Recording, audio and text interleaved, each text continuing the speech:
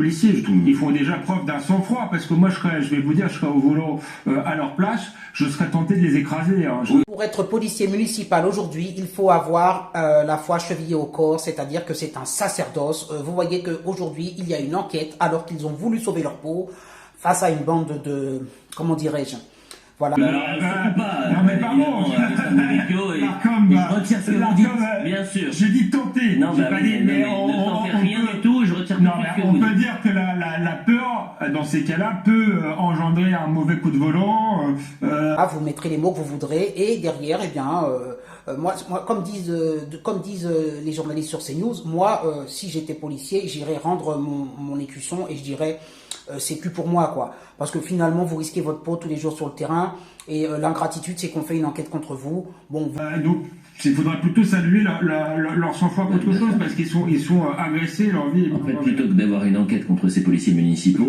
mieux vaut les saluer et les soutenir et condamner fermement les individus qui ont été dans ces zones. Il ne faut pas nous voir, mais d'un autre rapidement, parce qu'on a encore beaucoup de sujets. Vous le savez, les policiers n'osent plus sortir leurs armes non plus. On leur fait des procès. Vous connaissez le procès Naël.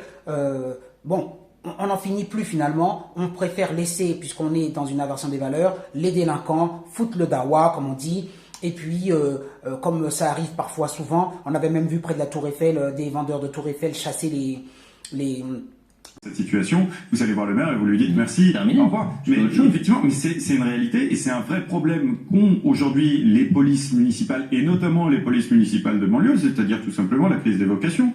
Et ils sont obligés, il y a une concurrence dingue en la matière et ils sont obligés de jouer dans les règles de cette concurrence avec une augmentation évidemment des salaires et des avantages. Ça pèse toujours plus sur les budgets des communes et donc il y a un vrai sujet. Et puis il y a les policiers nationaux qui n'osent plus utiliser leur arme de service parce qu'ils savent qu'il y a une enquête qui intervient juste après, qu'il y a la garde à vue, qu'il y a l'IGPN, etc., etc.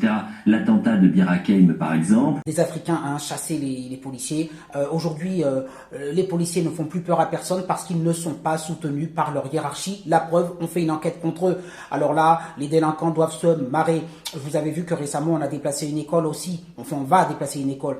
En fait, ça montre bien à quel point nous, la République, recule face à la délinquance et n'est pas du tout en mesure de taper du poing sur la table. Et derrière, au cœur des institutions, au lieu d'encourager, au lieu de dire à ces policiers, nous allons démultiplier les patrouilles dans ce quartier. Oui, vous avez manqué de soutien et vous avez été dans l'obligation de fuir, ce qui n'est pas normal, et nous allons mettre plus de moyens. Eh bien, on leur dit quoi?